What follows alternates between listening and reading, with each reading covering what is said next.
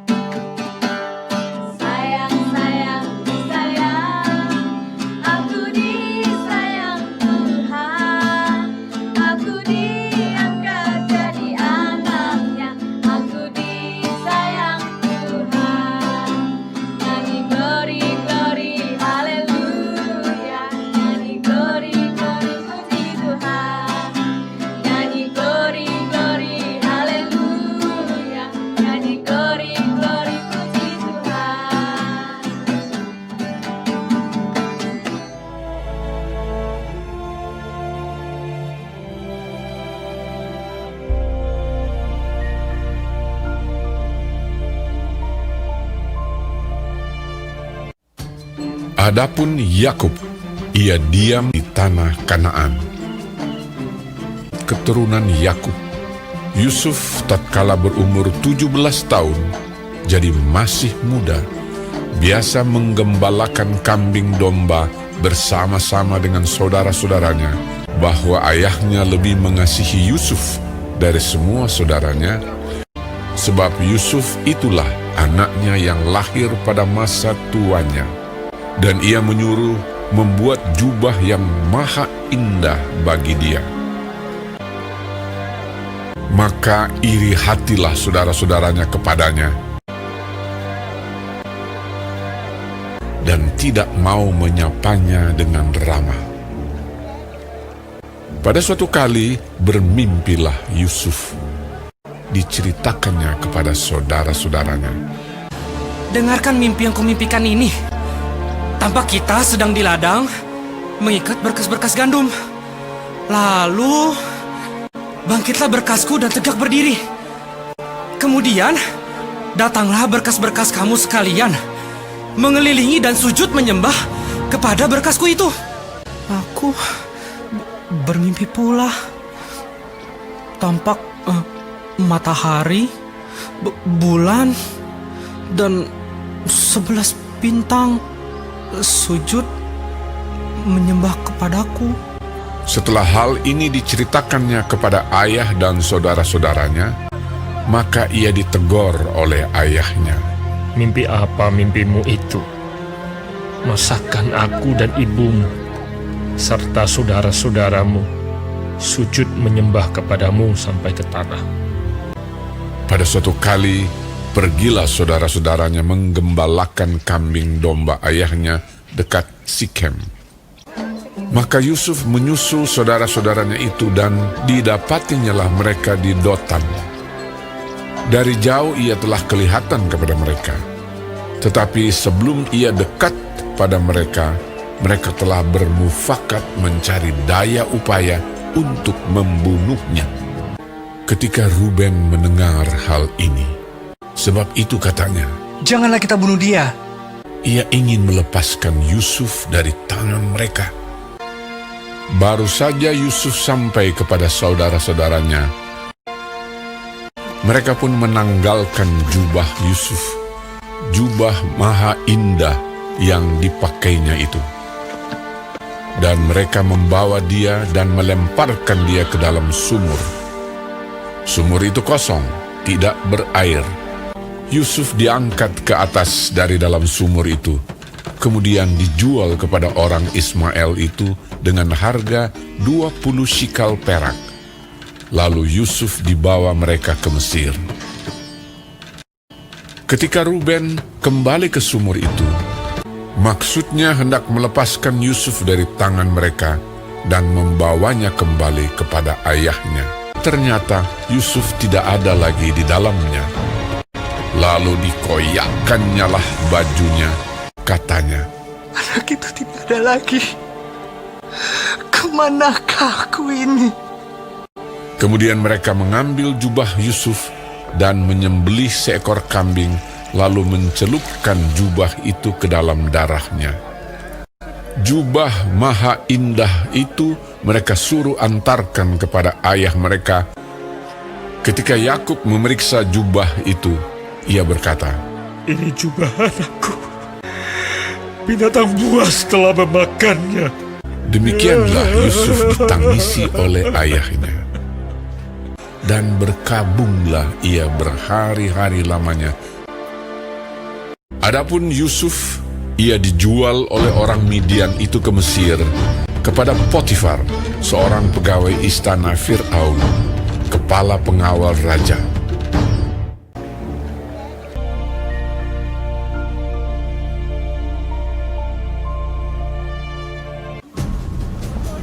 Adapun Yusuf telah dibawa ke Mesir,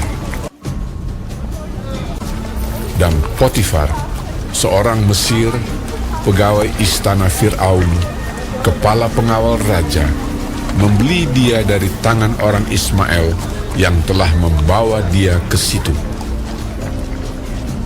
Maka tinggallah ia di rumah tuannya, orang Mesir itu.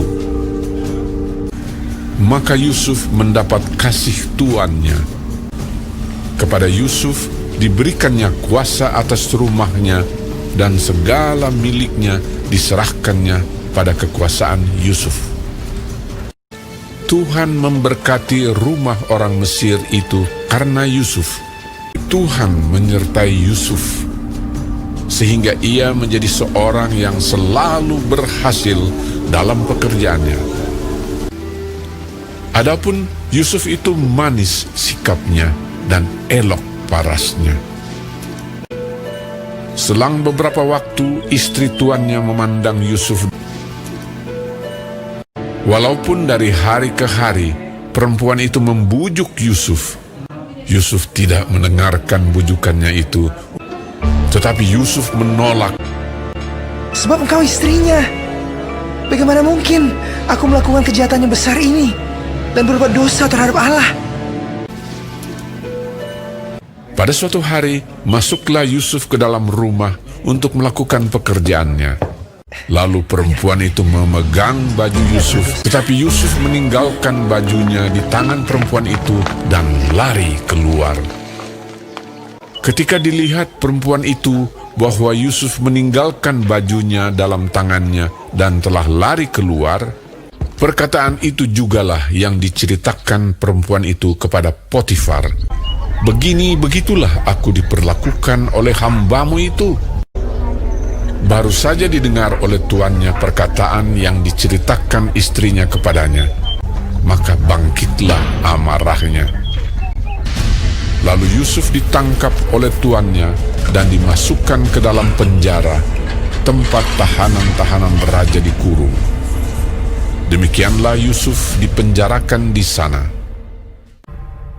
Tetapi Tuhan menyertai Yusuf dan melimpahkan kasih setianya kepadanya, dan membuat Yusuf kesayangan bagi kepala penjara itu. Sebab itu kepala penjara mempercayakan semua tahanan dalam penjara itu kepada Yusuf, dan segala pekerjaan yang harus dilakukan di situ dialah yang mengurusnya. Karena Tuhan menyertai dia, dan apa yang dikerjakannya dibuat Tuhan berhasil.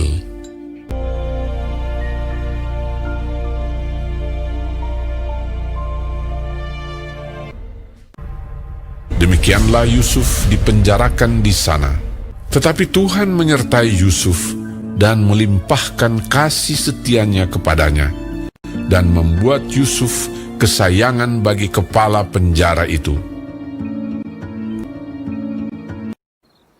Sesudah semuanya itu terjadilah bahwa juru minuman Raja Mesir dan juru rotinya membuat kesalahan terhadap tuannya. Maka murkalah Fir'aun kepada kedua pegawai istananya, kepala juru minuman dan kepala juru roti itu, dalam penjara tempat Yusuf dikurung. Demikianlah mereka ditahan beberapa waktu lamanya. Pada suatu kali bermimpilah mereka keduanya, baik juru minuman maupun juru roti Raja Mesir, yang ditahan dalam penjara itu. Ketika pada waktu pagi Yusuf datang kepada mereka, segera dilihatnya bahwa mereka bersusah hati. Kami bermimpi, tetapi tidak ada orang yang dapat mengartikannya. Lalu kata Yusuf kepada mereka, Bukankah Allah yang menerangkan arti mimpi? Ceritakanlah kiranya mimpimu itu kepadaku. Kemudian juru minuman itu menceritakan mimpinya kepada Yusuf. Katanya, Dalam mimpiku itu, tampak ada pohon anggur di depanku. Pohon anggur itu ada 3 caranya. Buah anggur itu kuambil, lalu kuperas ke dalam piala Firaun. Kemudian kusampaikan piala itu ke tangan Firaun. kata Yusuf kepadanya, Beginilah arti mimpi itu. Ketiga carang itu artinya 3 hari. Dalam 3 hari ini, Firaun akan meninggikan engkau dan mengembalikan engkau ke dalam pangkatmu yang dahulu. Dan engkau akan menyampaikan piala ke tangan Firaun seperti dahulu kala. Tetapi ingatlah kepadaku, apabila keadaanmu telah baik nanti, tunjukkanlah terima kasihmu kepadaku dengan menceritakan hal ikhwalku kepada Firaun. Dan tolonglah keluarkan aku dari rumah ini. kepala juru roti, berkatalah ia kepadanya, Aku pun bermimpi juga. Tampak aku menjunjung 3 bakul berisi penganan. Ada berbagai-bagai makanan untuk Fir'aun. Tetapi burung-burung memakannya dari dalam bakul yang di atas kepalaku. Yusuf menjawab, Beginilah arti mimpi itu. Dalam 3 hari ini, Firaun akan meninggikan engkau dan menggantung engkau pada sebuah tiang, dan burung-burung akan memakan dagingmu dari tubuhmu. Dan terjadilah pada hari ketiga, hari kelahiran Fir'aun, maka Fir'aun mengadakan perjamuan untuk semua pegawainya. kepala juru minuman itu dikembalikannya ke dalam jabatannya, sehingga ia menyampaikan pula piala ke tangan Fir'aun. Tetapi kepala juru roti itu digantungnya, seperti yang ditakbirkan Yusuf kepada mereka. Tetapi Yusuf tidaklah diingat oleh kepala juru minuman itu, melainkan dilupakannya. Glory, glory, glory, haleluya. Glory, glory, puji Tuhan. Glory, glory, glory, haleluya. Glory, glory, puji Tuhan. Glory, glory, glory, haleluya. Glory, glory, puji Tuhan. Glory, glory, glory, haleluya. Adik-adik, apa yang terjadi kepada Yusuf ini hendaklah menjadi pelajaran untuk kita. Apapun situasi yang buruk yang terjadi kepada kita, mungkin bergaduh atau lain-lain, marilah kita belajar dari Yusuf. Ingatlah bahwa dalam situasi yang jahat, buruk, sekalipun kita tidak perlu kehilangan perhatian, pertolongan, dan kuasa Allah yang terus memancar kepada kita. Jadilah saluran berkat. Orang lain pun turut merasakan berkat Allah itu melalui diri kita semua. Oke, mari kita berdoa. Bapa kami yang di syurga, terpujilah Engkau ya Tuhan. Tuhan, terima kasih karena melindungi dan memberkati kami sepanjang sesi pembelajaran sebentar tadi. Kami mengucap syukur atas pimpinanmu kepada kami. Dalam namamu kami sudah berdoa. Amin. Jumpa minggu depan adik-adik. Tuhan Yesus memberkati. Bye.